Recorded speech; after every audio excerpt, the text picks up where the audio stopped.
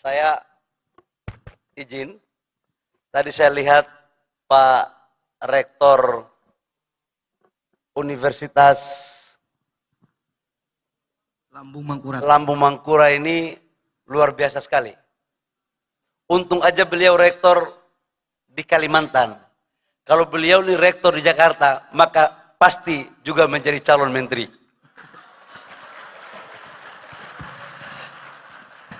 Bismillahirrahmanirrahim. Assalamualaikum warahmatullahi wabarakatuh. Alhamdulillahirabbil alamin wassalatu wassalamu ala asrafil anbiya'i wal mursalin wa ala ali sayyidina Muhammad amma ba'd. Yang saya hormati Pak Rektor Universitas Lambung Mangkurat, Profesor Dr. Ahmad Ali Bahri, yang luar biasa. Ini kebetulan senior saya di satu organisasi. Beliau juga adalah kader aktivis HMI ternyata.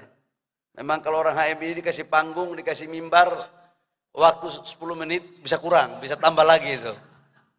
Jadi ya itulah hidup di dunia aktivis. Yang saya hormati Profesor Dr. Haji Gusti Muhammad Hatta. Beliau adalah senior saya, Menteri LHK dan Menristek. Kita berikan aplaus kepada Prof.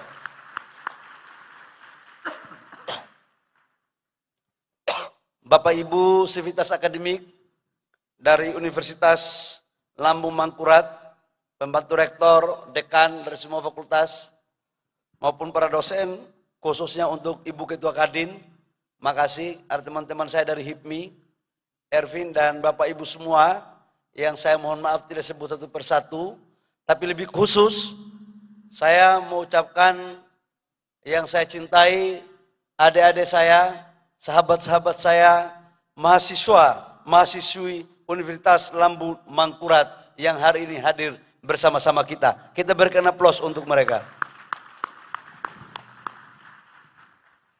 Saya sebelum masuk pada perintah rektor untuk menjelaskan tentang bagaimana ekonomi global, bagaimana ekonomi nasional, peran Kalsel dalam menjemput peluang ekonomi di era perpindahan ibu kota negara, dan positioning daripada kampus yang luar biasa ini, saya ingin menceritakan sedikit tentang bagaimana saya berproses dan berdialektika dalam dunia kampus. Teman-teman semua, 20 tahun lebih lalu, sekitar tahun 95, berarti berapa tahun sekarang, Bang? 29 tahun ya. 29 tahun yang lalu, posisi saya seperti adik-adik semua. Kita yang punya titel maha itu cuma dua. Satu adalah Tuhan Maha Kuasa, yang kedua adalah mahasiswa. Nggak ada lagi yang punya titel maha itu. Karena kalian kan adalah siswa yang paling besar. Karena itu diberikan hak independensi. Diberikan hak mimbar bebas. Dan juga diberikan hak untuk berkreatif. Jadi kalau punya titel maha, jangan sampai sifat dan ciri kita sebagai siswa yang besar itu hilang karena kita tidak kreatif. Nah, dalam perspektif itu, adik-adik semua, saya kuliahnya kebetulan di Jayapura. Ada anak Papua di sini. Angkat tangan anak Papua. Oke, bagus sekali. Bagus sekali. Saya senang kalian bisa kuliah di sini. Saya kuliah di Jayapura, kampus kecil. Pak Rektor, kampus saya bukan kampus besar. Kampus saya itu dulunya di Google nggak ada. Cari di Google nggak ada. Begitu saya jadi menteri, baru ada di Google. Itu saya sekolahnya di swasta. Di STIE. Kenapa saya sekolah di swasta? Dulu di Fakfak, kabupaten, kampung saya jauh lagi bukan di Jayapura, di Kabupaten Fakfak. Untuk masuk kuliah di Jayapura, itu harus naik kapal 14 hari, naik perintis. Begitu saya tiba di Jayapura, tidak ada lagi kampus yang membuka pendaftaran kuliah. Udah tutup, Uncen udah tutup waktu itu. Maka kemudian saya sekolah di perguruan tinggi swasta itu. Apa yang saya menceritakan adik-adik semua, kampus tidak pernah menjamin kualitas seorang mahasiswa. Yang menjamin kualitas seorang mahasiswa adalah mahasiswa itu sendiri. Jadi, tidak perlu minder kalau kalian kuliah di daerah menghadapi teman-teman dari UI, dari ITB, dari Harvard. Semuanya tidak ada jaminan untuk mereka lebih baik daripada kalian yang hadir di ruangan ini. Saya harus menyampaikan itu. Karena saya tamatan STIE, udah masuk hampir semua perguruan tinggi yang hebat-hebat di bangsa ini. Kampus mana lagi yang saya tidak masuk? UI, sudah. Saya pernah memberikan orasi ilmiah pada program wisuda doktoral, magister dan profesi. ITB, UGM, semuanya udah. Terakhir kesimpulan saya, begitu-begitu saja. Semua sama saja. Yang bisa membedakan kita antara satu mahasiswa satu dengan yang lain adalah kita sendiri. Dan saya yakin dan percaya, anak-anak mahasiswa yang ada pada dalam ruangan ini suatu saat akan menjadi kader-kader terbaik bagi pembangunan bangsa dan negara untuk menuju kesejahteraan. Jadi adik-adik Papua jangan minder ya. Kakak ini juga hitam dulu seperti kalian. Tapi jadi pengusaha, terus punya rezeki, jadi bisa memoles diri sedikit, akhirnya dari hitam menjadi agak setengah putih. Nah. Baik, saya sekarang masuk ke substansi. Teman-teman, saya kenapa mau panggil teman-teman, kita ini status kita sama mahasiswa. Jadi, menuntut ilmu itu tidak perlu dibatasi oleh usia. Dan tidak perlu malu sebenarnya. Nah, saya menceritakan tentang bagaimana ekonomi. Ini Pak Dekan, katanya Pak Dekan Fakultas Ekonomi ini yang jadi moderator saya. Teman-teman semua pada tahun 2017, 2018, itu terjadi perdebatan ekonomi global. Yang ditandai dengan perang dagang antara China dan Amerika. Perang dagang antara China dan Amerika ini dua kutub besar pertumbuhan ekonomi dunia. Dan saling membuat strategi, saling membuat penetrasi yang membuat juga perbedaan mana negara yang ikut kutub mazhab China dan mana negara yang mengikuti mazhab Amerika. Waktu itu terjadi dinamika yang besar. Sebagian besar industri dari China itu hengkang. Hampir ada 40 perusahaan itu hengkang. Ada lari ke Vietnam, ada lari ke Malaysia, ada lari ke Indonesia. Perang dagang belum selesai antara China dan Amerika, datang pandemi COVID-19. Hampir semua negara kena. Dan kita terjadi resesi. Dan itu tidak hanya pada persoalan kesehatan, tapi juga benar pada persoalan ekonomi dan sosial. Indonesia salah satu yang kena itu. Begitu isu pemulihan ekonomi pasca pandemi belum berakhir, muncul perang antara Ukraina dan Rusia. Nambah lagi persoalan. Di beberapa negara dunia, seperti di Eropa, Inggris katakanlah, membuat kebijakan yang keliru untuk menaikkan pajak, kemudian berdampak pada politik internal. Turunlah Perdana Menteri mereka dan diganti oleh Perdana Menteri sekarang. Belum selesai, ekonomi global belum menentu, muncul lagi perang antara Israel dan Palestina. Dan sekarang ketegangan antara Iran dan Israel.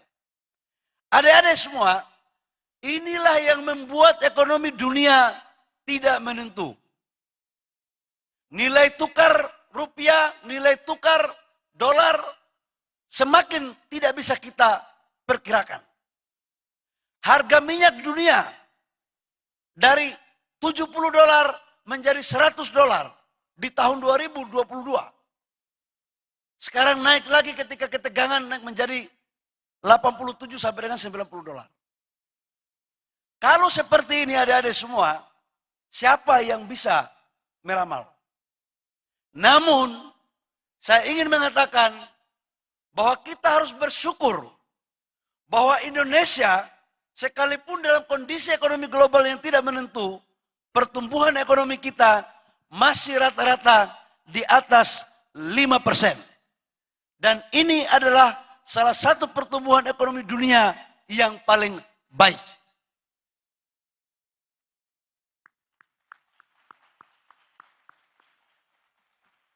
Di negara-negara G20 yang mempunyai pertumbuhan ekonominya di atas 5%, itu hanya India dan China dan Indonesia. Tidak hanya pertumbuhan ekonomi yang baik, inflasi kita, Turki 88%, Argentina sekarang 200% lebih, Uni Eropa double digit, Amerika 8% ke atas, Indonesia mampu dengan posisi inflasi tidak lebih dari 3%. Ini adalah inflasi salah satu terbaik di dunia. Adik-adik semua, kenapa seperti ini? Karena leadership yang kuat. Leadership pemimpin negara yang kuat. Leadership dari Presiden Joko Widodo dan kekompakan dari kabinet serta didukung oleh seluruh pemerintah daerah, kabupaten, kota, provinsi dan seluruh masyarakat termasuk teman-teman mahasiswa yang ada baik di Aceh maupun di Papua.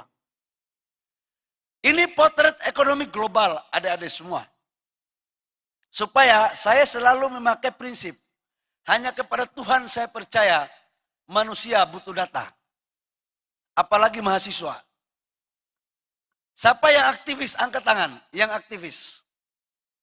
Mahasiswa yang aktivis. Yang di BEM, yang di GMKI, yang di PMKRI, yang di GMNI, yang di HMI, yang di semuanya. Yang pernah mengikuti di organisasi. Angkat tangan sekarang.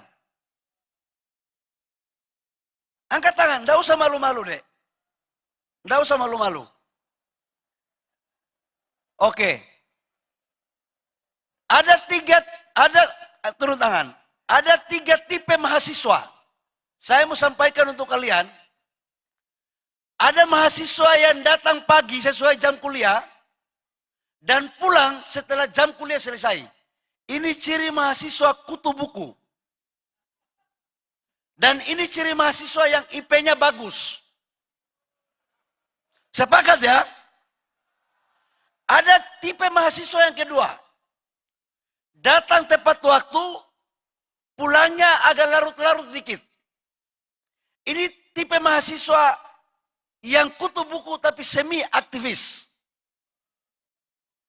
Ada 3 tipe mahasiswa yang ketiga. Datang kuliah tidak tahu jam berapa, pulangnya juga tidak tahu jam berapa. Ini aktivis tulen. Ini rata-rata IP-nya 3 udah bagus. Kalau yang tipe mahasiswa yang pertama, itu IP-nya biasanya di atas 3,4 cum laude. Nah kalau tipe mahasiswa yang kedua, itu rata-rata 3 sampai 3,2. Tapi hati-hati kalian yang punya IP bagus yang tidak ikut organisasi. Kalian siap menjadi karyawan dari mahasiswa yang IP-nya tidak sampai 3, karena mereka akan menjadi pemimpin.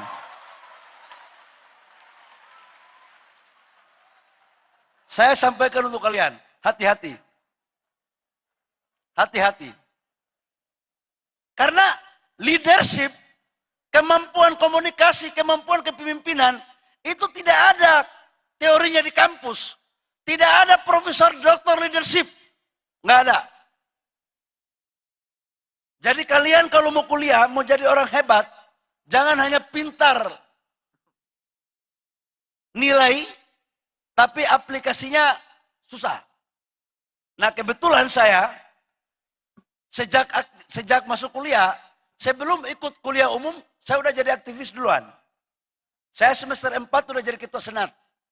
Semester 6 saya sudah ketua senat. 11 kali ditahan di polisi untuk dipenjara. Karena pimpin demo. Enggak apa-apa. Saya adalah salah satu menteri yang tidak anti demo. Karena itu kantor saya buka lapangan demo yang penting tidak mengganggu jalan umum.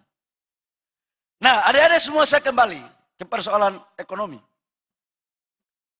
Bagaimana potret investasi kita? Pertumbuhan ekonomi nasional kita itu didorong oleh 4 sektor, 4 hal. Yang pertama adalah konsumsi, yang kedua adalah investasi, yang ketiga itu adalah ekspor impor, yang keempat adalah spending pemerintah. Ini teori pengantar ekonomi sebenarnya. Nah, supaya dianggap menteri investasi bukan kacang-kacang gitu. Jangan dikirain kita jadi aktivis terus tidak paham ini ekonomi. Karena Pak Rektor tadi udah paten kali. Teman-teman semua, investasi kita, saya masuk jadi kepala BKPM pertama 2019, investasi kita itu hanya 795 triliun rupiah. 2021, COVID. RPJM kita hanya 800 triliun lebih. Presiden meminta untuk pertumbuhan ekonomi kita agar tidak terlalu pertumbuhannya tidak terlalu jangan terlalu defisit, diminta 900 triliun. Alhamdulillah kita realisasikan 901 triliun. Mencapai target. 2022 RPJM kita itu kurang lebih sekitar 968 triliun.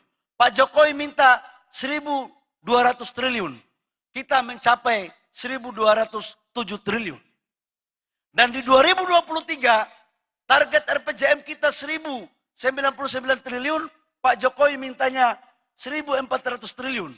Alhamdulillah kita juga merealisasikan sebesar 1.418 triliun rupiah.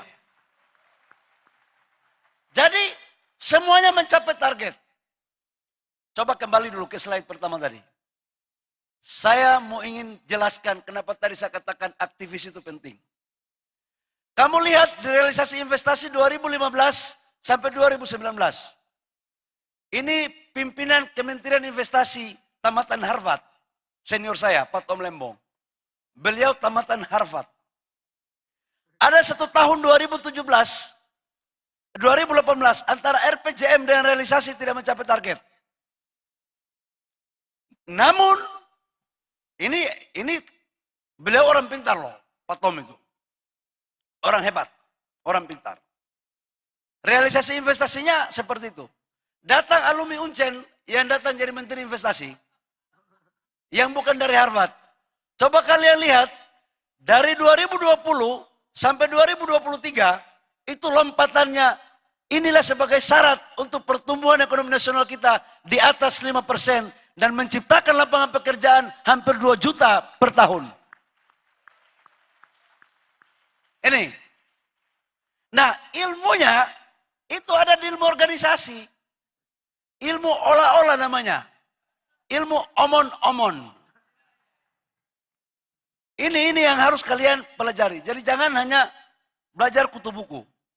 Nah, potret pertumbuhan ekonomi kita dan investasi kita di kuartal pertama 2024, adik-adik semua, adalah 400 triliun. Target kita sekarang 1.650 triliun. 401 triliun, kemudian antara PMA dan PMDN ini berimbang. Kemudian antara Jawa dan luar Jawa. Kalian ingat, sejak Indonesia merdeka sampai dengan tahun 2020, investasi di luar Pulau Jawa dibandingkan dengan di Jawa lebih besar daripada luar Jawa. Begitu saya masuk jadi kepala BKPM, Pak Jokowi meminta kepada saya, Mas Bahlil, membangun Indonesia tidak boleh Jawa sentris. Indonesia itu dari Aceh sampai Papua, bukan hanya di Jawa saja. Kamu rubah kebijakan, bagaimana caranya agar membangun kawasan pertumbuhan ekonomi baru dengan mendorong investasi. Maka alhamdulillah puji Tuhan, kami membuat kebijakan sejak tahun 2020 kuartal ketiga sampai dengan 2024 kuartal pertama, investasi di luar Pulau Jawa sudah lebih besar ketimbang di Jawa. Ini adik-adik semua. Kenapa ini saya harus lakukan? Karena kalau tidak, pertumbuhan ekonomi nasional kita ini hanya dikuasai oleh daerah Jawa. Kita nggak mau. Harus ada pemerataan pertumbuhan. Kita ingin ada pemerataan pertumbuhan. Makanya sekarang pemerataan pertumbuhan di Sulawesi, di Kalimantan, di Sumatera, di Papua, di Maluku. Itu tumbuhnya sekarang di atas rata-rata pertumbuhan ekonomi nasional. Instrumennya apa? Investasi. Tidak ada dunia ini di negara manapun yang maju hanya mengandalkan spending pemerintah. Nggak ada, bullshit. Kenapa? Karena GDP kita 20.000 triliun. APBN kita hanya 3.000 triliun. Artinya hanya 17% dari total GDP itu kontribusi dari negara. Selebihnya dari mana? Swasta. Pertanyaan saya sekarang, mana mahasiswa yang pingin kaya? Angkat tangan yang pingin kaya. Oke? Yang pingin kaya, angkat tangan. Mau kaya aja kok malu gitu loh. Oke, turun tangan. Oke, yang pingin jadi pengusaha, angkat tangan. Oke, turun tangan. Pak Rektor, kampus ini menurut saya harus dinobatkan sebagai kampus pelopor entrepreneur untuk kampus-kampus yang ada di Indonesia.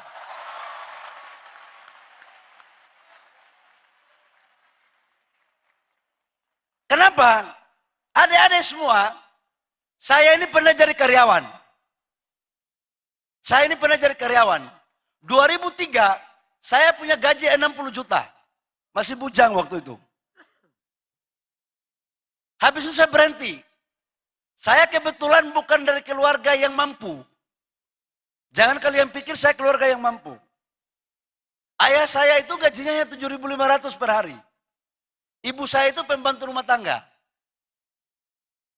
Jadi tidak ada rumusan orang mau jadi kaya pilihannya jadi karyawan. Nggak ada tuh. Pak Rektor ini, mohon maaf Pak Rektor ya, ini PNS. Kalau PNS hidupnya nggak kaya, nggak miskin, cukup. Ya Pak Dekan ya. Nah pertanyaan saya, siapa yang mau jadi PNS? Angkat tangan. Mulia juga loh, PNS itu mulia, angkat tangan. Oke. Turun tangan. Yang mau jadi demonstran angkat tangan. Oh bagus. Mau jadi politisi angkat tangan, politisi. Politisi. Oke, turun tangan. Kita bahas semuanya ini hari ini. Jadi adik-adik semua, kalian kalau mau jadi politisi, kuasai dulu ekonomi. Jadi tidak ada rumus sekarang ini di dunia manapun berbicara tentang ekonomi. Semuanya ekonomi. Adik-adik semua. Nah saya kembali. Negara-negara mana saja yang sekarang masuk ke Indonesia? Kan selalu dibilang bahwa negara yang masuk itu Cina sampai hoax. Ini saya buka datanya ini. Kalian boleh kritik saya apa aja hari ini. Dana yang masuk ke Indonesia antara PMA dan PMDN untuk 2023, ada nggak 2023 datanya Mas? Itu 2023, negara-negaranya masuk Mas.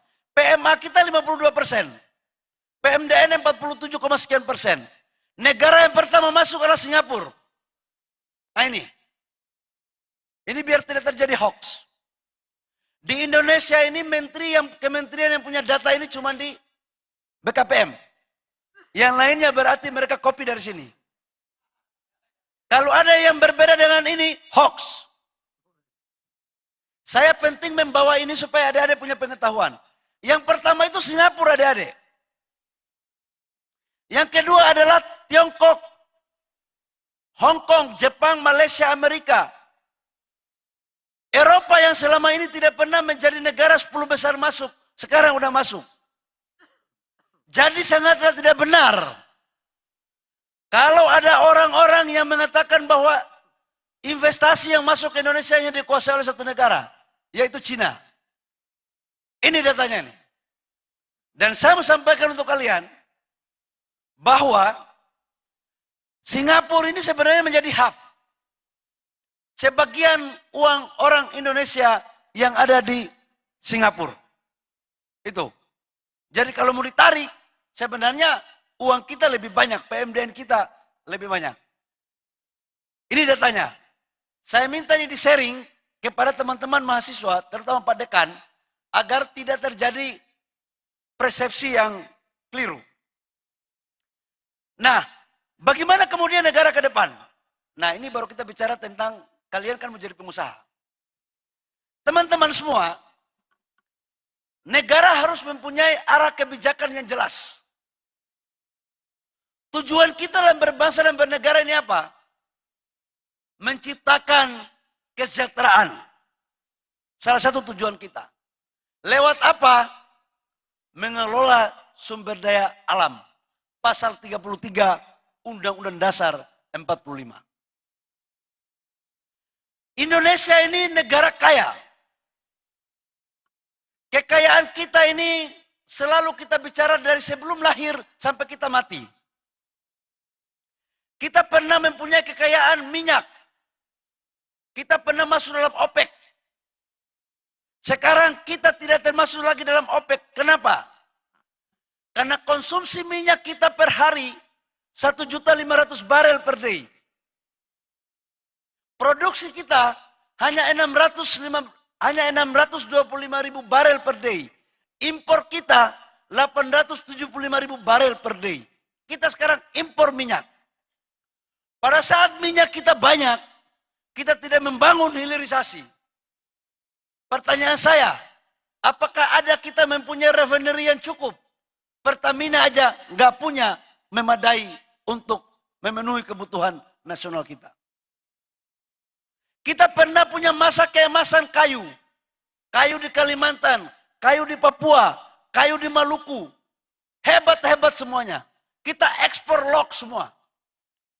Begitu kayu habis, ini mantan Pak Menteri LHK ini ngerti betul. Begitu kayu habis, kita ekspor, nanti mebel yang kita beli dari luar negeri datang. Nilai tambahnya ada di sana. Pertanyaan saya, apakah ada perusahaan mebeler terbaik di Indonesia yang masuk 10 besar dunia? Tidak ada. Kita punya tembaga, Freeport, Newmont, puluhan tahun Freeport ini ada, Freeport. Ekspor semuanya, raw material. Kita ribut tiap hari tentang Freeport. Konon katanya tidak hanya membawa tembaga, membawa emas, membawa litium, membawa katoda. Tidak pernah kita bangun smelter. Andaikan pun kita bangun smelter hanya pada skala kecil. Batu bara juga demikian. Sampai kapan negara ini seperti ini? Belanda dulu menjajah kita adik-adik semua untuk mengambil sumber daya alam kita. Tapi kita nggak pernah berpikir untuk bagaimana memberikan nilai tambah. Maka kemudian arah kebijakan negara adalah membangun hilirisasi sebagai kunci percepatan pertumbuhan ekonomi nasional dan menciptakan lapangan pekerjaan yang berkualitas untuk menuju Indonesia yang setara dan sejahtera. Ini kuncinya adik-adik semua. Waktu kita membangun hilirisasi, saya membuat contoh. Tidak ada menteri yang berani menyetop ekspor ore nikel di zaman itu. Saya yang diminta untuk menyetop. Pertama kita lakukan komoditas nikel. Nikel kita pada tahun 2017-2018, ekspor kita hanya 3,3 miliar US dollar. Pada tahun 2023, ekspor kita sekarang nikel sudah menjadi 33,5 miliar US dollar, adik-adik semua. Naiknya 10 kali lipat. Kenapa ini terjadi? Kita menyetop ekspor nikel, bahan baku, bahan mentah ke luar negeri. Kita suruh semua industrinya bangun di dalam negeri.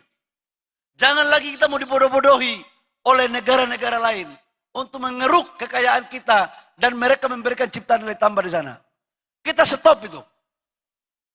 Saya di demo berbulan-bulan. Kenapa? Karena asing tidak ingin untuk keadaan ini terus terjadi. Kita dibawa ke WTO, adik-adik semua. Kita dibawa ke WTO. Begitu kita dibawa ke WTO, kita kalah. Pertama, saya tanya ke Pak Jokowi, Pak Presiden, kita kalah. Apa kebijakan kita, Pak? Kata Bapak Jokowi, Mas Bahlil, lawan, banding. Negara ini sudah merdeka. Yang tahu tujuan negara, rakyat Indonesia dan pemimpin negara. Bukan negara lain yang mengintervensi negara kita. Karena itu beliau mengatakan, lawan. Ya saya lawan. Sampai sekarang. Dan alhamdulillah, positioning kita masih tetap kuat. Ini baru nikel. Kenapa kita bangun nikel? Kita larang. Karena kita akan bangun ekosistem baterai mobil. Di dunia sekarang ini sudah mengarah kepada green energy dan green industry. Nanti saya akan masuk ke IKN. Karena IKN itu bicara tentang green energy. Di IKN itu akan pakai mobil listrik, hampir semua itu. Nah, mobil listrik itu ada semua, 40% komponennya adalah baterai. Dan 60% mobil. Baterai itu bahan bakunya adalah nikel, kobalt, mangan, dan litium. Indonesia cadangan nikel 25% terbesar di dunia. Kita punya mangan, kita punya kobalt, kita punya nikel. Yang tidak punya kita adalah litium. Nah, kita pingin semuanya industri itu dibangun di sini. Dan investasinya sekarang sudah ada dari LG, dari Korea, 9,8 miliar US dollar. Dan dari CATL, dari China, itu 6 miliar US dollar. Dan ini adalah industri baterai terbesar nomor 1 dan nomor 2 di dunia. Dan bulan Mei besok, kita sudah meresmikan 10 giga tahap pertama di Asia Tenggara. Jadi ini bukan omon-omon ini ya. Ini bukan omon-omon ini. Jadi ini real semuanya yang kita lakukan, adik-adik semua. Ini untuk kita akan memakai green energy dan green industry. Khusus menyangkut Freeport. Saya mau ceritakan kepada adik-adik. Freeport ini kan aset negara. 2018-2019 ke bawah, saham Indonesia hanya 10%. Pak Menteri senior kan tahu bagaimana limbah Freeport dan segala macam sebagai Menteri LHK. Di hampir setiap tahun terjadi pembicaraan yang sangat luar biasa tentang Freeport. 2018 Pak Presiden Jokowi mengatakan bahwa akan mengambil sebagian saham-saham perusahaan yang dikelola asing dan itulah kekayaannya milik Indonesia. Baik minyak untuk tidak diperpanjang maupun Freeport. 2019 terjadilah kesepakatan membeli saham total 51%. Dan sekarang Freeport sudah menjadi perusahaan milik pemerintah Indonesia karena kita sudah mayoritas. Sudah mayoritas. Kita beli kurang lebih sekitar hampir 4 miliar US dollar.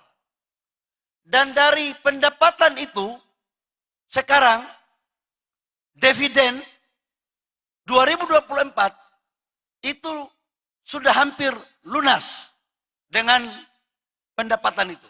Artinya Pak Jokowi membuat kebijakan membeli itu tidak sia-sia. Sekarang nilai valuasi Freeport itu hampir kurang lebih sekitar 20 miliar US dollar. 300 triliun. Nah, soalnya satu waktu kemarin. Kita bilang kita beli, kamu harus bangun smelter di Indonesia. Saya ngotot. Kenapa? Karena yang kita jual itu kan jangan hitung tembaganya saja. Ada emasnya. Akhirnya kita paksain bangun smelter. 3 miliar US dollar bangun smelter di Gresik. Sekarang udah jadi bulan Mei. Adik-adik semua. Dan di situ kita sudah bisa memproduksi. Mana pohon industrinya ada nggak? Ada slide-nya nggak? Ah ini. Nilai tambah hilirisasi tembaga nih. Sekarang kita sudah masuk ke logam emas mulia. Yang nilai tambahnya sudah 9,3 kali lipat. Tahu nggak sekarang apa yang terjadi? Dari 3 juta konsentrat yang dibawa dari Timika ke Gresik, itu menghasilkan 400.000 ton katoda tembaga. 60 ton emas. Jadi sekarang Freeport tidak bisa lagi tipu-tipu kita. Karena semua sudah dibangun di Gresik. Ada katodanya, ada litiumnya, semuanya sudah. Sekarang kita bangun copper wire. Ada semua. Ini kenapa? Ini untuk menjawab tuntutan mahasiswa yang sering menyampaikan aspirasinya kepada pemerintah agar Freeport harus membangun smelter di Indonesia. Dan sekarang sudah terjadi, adik-adik semua. Ini yang kita pingin. Apakah Freeport pingin secara ikhlas untuk membangun? Oh tidak. Mutar-mutar banyak juga. Cuma karena Menteri Ekonomi di zamannya Pak Jokowi sekarang, itu semua pemain. Kenapa? Karena pengusaha semua. Pak Erik, Menteri BUMN, pengusaha. Pak Erlangga, pengusaha. Pak Agus Gumiwang, Menteri Perindustrian, pengusaha. Saya, pengusaha. Baru mau tipu saya sudah tahu. Orang Papua bilang, adek, kau baru mau tulis, kakak sudah baca. Itu kira-kira begitu. Jadi adik-adik semua, nggak bisa lagi pemerintah sekarang mau dikibulin oleh pengusaha. Nggak ada. Kita lakukan ini untuk apa adik-adik semua? Supaya mampu menciptakan lapangan pekerjaan dan menciptakan peluang bisnis. Kalau hilirisasi ini kita bangun di daerah-daerah, maka adik-adik yang tadi mau jadi pengusaha itu bisa menciptakan peluang. Investasi itu seperti kereta api. Ada lokomotif, ada gerbong. Lokomotifnya adalah pengusaha besarnya, gerbongnya ya adik-adik ini. Dan kita ingin pemerataan itu terjadi di semua wilayah. Nah, karena Freeport sekarang sudah masuk di copper wire, sekarang kita rencana pemerintah Indonesia akan memperpanjang Freeport sampai dengan 2061 dengan menambah saham 10%. Sehingga total saham yang ada di pemerintah Indonesia sebesar 61%. Kita kembalikan itu milik orang Indonesia. Ini adik-adik semua. Jadi supaya betul-betul dipakai, ini tujuan di pasal 33. Nah kalau tembaganya ada, itu kita bangun pabrik mobil. Copper wire itu bungkus untuk baterai. Jadi kita bangun ekosistemnya semua di Indonesia. Supaya negara kita menjadi negara produsen yang disegani di dunia. Nah ke depan itu green energy. Adik-adik bagaimana tentang IKN? Nah, saya mau bicara tentang IKN. Tujuan perpindahan ibu kota negara dari Jakarta ke Kalimantan itu sebagai bentuk strategi daripada pemerataan pertumbuhan wilayah dari Aceh sampai Papua. Ini ada menurut saya keberanian yang luar biasa daripada Bapak Presiden Jokowi. Ini adalah afirmatif political will-nya Pak Jokowi. Karena pertumbuhan ekonomi nasional kita itu 53% itu ada di Jawa. Pak Jokowi ingin untuk ini digeser. Jangan mayoritas di Jawa. Digeser ini ke wilayah lain pemerataan. Salah satu instrumennya adalah kita pindahin ibu kota negara. Makanya kemarin dalam kampanye ada capres-cawapres yang tidak setuju untuk IKN dipindahin.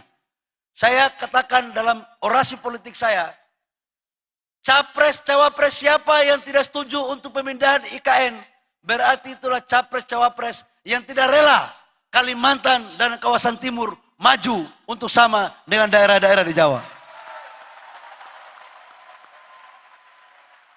Itu orasi politik saya. Saya katakan inilah cara-cara pemimpin yang tidak bijak, yang tidak bisa melihat kami orang timur, kami orang Kalimantan, orang Sulawesi, untuk memaju, untuk mengejar ketertinggalan kami dengan daerah-daerah yang ada di Jawa. Dan alhamdulillah capres-cawapres itu kalah dalam pertarungan pilpres. Itu. Jadi adik-adik semua, kita ini harus berterima kasih kepada Pak Jokowi. Bung Karno sudah meletakkan akan memindahkan ibu kota negara. Tapi dari Bung Karno sampai ke Pak Jokowi, presiden siapa yang berani memutuskan untuk ibu kota negara dipindahin dari Jakarta ke Kalimantan? Siapa? Kurang kuat siapa? Kurang kuat lagi siapa? Kurang kuat siapa? Dia tidak kuliah di luar negeri kok. Dia kuliah di UGM. Jadi belum tentu orang kuliah di luar negeri lebih mengerti daripada kita yang kuliah di daerah-daerah atau di kampung-kampung untuk tujuan kita dalam berbangsa dan bernegara. Adik-adik semua, saya berani menjamin rasa nasionalisme kita antara orang daerah dengan orang yang kuliah di luar negeri, saya punya keyakinan kita orang daerah punya nasionalisme lebih kuat dibandingkan dengan saudara-saudara kita yang kuliah di luar negeri. Apalagi jaket kalian warna kuning, sama dengan jaket kampus saya sekarang ini. Sama juga dengan jaket partai saya. Jadi perintah Pak Rektor tadi untuk kampus ini menjadi garda terdepan untuk pangan dan pusat penelitian, itu adalah perintah Pak Rektor kepada saya balik, saya akan ketemu Menteri Pertanian, saya akan ketemu Menteri LHK untuk saya bicarakan ini. Dan sebagai bentuk agar harus dieksekusi untuk kebaikan kampus ini. Jadi adik-adik semua, ini kita mau pindahin IKN. Yang dapat manfaatnya siapa? Pertama adalah Kalimantan. Semua Kalimantan ini menjadi bagian daerah penyangga. Sekarang lihat pertumbuhan ekonomi di Kalimantan Timur, di Kaltara. Pasti ke depan di sini akan dapat. Infrastrukturnya udah mulai membangun. Dan ini konsep tata kota yang sangat baik. Karena apa? Hutannya nggak diapa-apain. Yang dipakai itu cuma 30%. 70% alam. Ini salah satu kota terbaik di dunia. Dan saya hari ini diperintahkan oleh Pak Jokowi untuk memimpin persoalan investasinya. Di klaster pertama, kita buat untuk apa? Pengusaha dalam negeri dulu. Jangan pusat kota kita seperti Mentengnya Jakarta diambil alih oleh asing. Kita taruh mereka di klaster kedua. Dan yakin dan percaya, ini sebagai pemicu peradaban baru dalam pengelolaan kota dan investasi. Ini luar biasa adik-adik semua. Di sana kita akan pakai mobil listrik. Memakai listriknya yang dari PLTA. Ambil dari Kayang. Industri-industri yang kita bangun di daerah wilayah-wilayah yang bukan di dalam 200.000 hektar itu. Salah satu di antaranya di Kalteng. Kalsel. Dan Kalsel ini masuk dalam investasi sekarang kurang lebih sekitar di kuartal pertama itu hampir 7 triliun rupiah. Adik-adik semua. Dan kita akan membangun pusat kawasan ekosistem industrialisasi dari batu bara, kemudian menjadi gas, menjadi pupuk. Dan juga akan kita dorong pada sektor hilirisasi, pertanian, dan perkebunan, serta kelautan. Ini Kalsel akan menjadi pionir sebagai penyangga pertama dalam IKN. Ini adik-adik semua. Ini akan kita lakukan secara maraton. Percaya bahwa ini akan terjadi. Jadi, sekarang mempersiapkan diri yang baik-baik. Adik-adik semua yang mau jadi pengusaha. Terakhir saya akan, sebelum masuk tanya jawab Pak, saya ada bawa hadiah. Saya ada bawa hadiah. Siapa yang mau bertanya bagus dan mau jadi pengusaha, saya karena pingin untuk mahasiswa itu jadi pengusaha. Kenapa? Saya tidak pingin anak muda itu miskin. Adik-adik semua, jadi orang miskin itu nggak bagus. Kenapa saya katakan nggak bagus? Saya sudah rasa. Waktu saya kuliah baju saya cuma 3. Cuma 3 Pak Rektor. Hidup di asrama. Waktu itu di usia remaja, semester 2, pasti sudah bisa lirik cewek dong. Tapi waktu itu saya nggak punya kemampuan apa-apa. Kalah saing terus sama teman-teman laki-laki saya lain. Yang kaya-kaya itu. Jadi saya dendam. Saya harus keluar dari kemiskinan. Saya harus menjadi orang kaya. Maka saya memutuskan untuk menjadi pengusaha. Waktu saya jadi pengusaha, dihina banyak orang. Nggak mungkin anak orang miskin bisa jadi pengusaha. Tapi saya abaikan semuanya itu. Saya jalanin sekarang. Apa yang saya mau sampaikan adik-adik semua, dulu teman-teman kuliah saya yang IP-nya bagus-bagus, IP saya kan nggak sampai 3. IP S1 saya itu nggak sampai 3. Tapi kalian harus punya IP di atas 3 ya. Kalau enggak nanti Ibu Menteri marah-marah saya nanti. IP S1 saya itu di bawah 3. IP S2 saya di atas 3. Tapi IP S3 saya lagi berjuang untuk harus keluar di atas itu. Insya Allah bisa sampai dengan cum laude. Nah, apa yang saya mau sampaikan untuk adik-adik semua? Teman-teman saya yang IP-nya bagus-bagus itu sekarang, sebagian menjadi karyawan saya. Bahkan ada satu cewek, IP-nya bagus di kampus, saya pernah naksir dia nggak mau sekarang jadi perwakilan di kantor saya. Jadi kalau nggak bisa kita memiliki hatinya, kita memiliki pikirannya, tapi dia jadi karyawan kita. Jadi apa yang saya mau sampaikan untuk adik-adik, jadi pengusaha, kalau kalian sukses, punya intelektual, jangankan ngomong benar, salah pun orang akan membenarkan omongan kalian. Tapi begitu IP kalian tinggi, dengan ekonomi yang mohon maaf tidak baik, jangankan teori kalian benar, benar pun pasti dibilang ada kelirunya. Karena itu hukum alam. Itu hukum alam. Apalagi kalau aktivis. Aktivis kalau bicara, tidak ada teori pun, dia akan membuat teori sendiri. Dengan berbagai macam retorikanya. Dan itulah kemampuan dia. Mana aktivis, mana ketua BEM, ada nggak ketua BEM? HM ini pasti HM ini. HM ini kalau rayu kok hatinya ini pasti dengan retorika olah-olah ini. Saya pikir itu adik-adik semua, ke depan jadi pengusaha. Karena jumlah pengusaha kita baru 3,6%. Daripada kalian setelah kuliah antri untuk penerimaan pegawai negeri. Penerimaan pegawai negeri itu juga bagus, bukan nggak bagus, bagus. Abdi negara. Tapi rumusnya kalau kalian mau kaya, jangan menjadi karyawan. Harus jadi pengusaha. Saya ada bawa dana, kamu ada bawa berapa?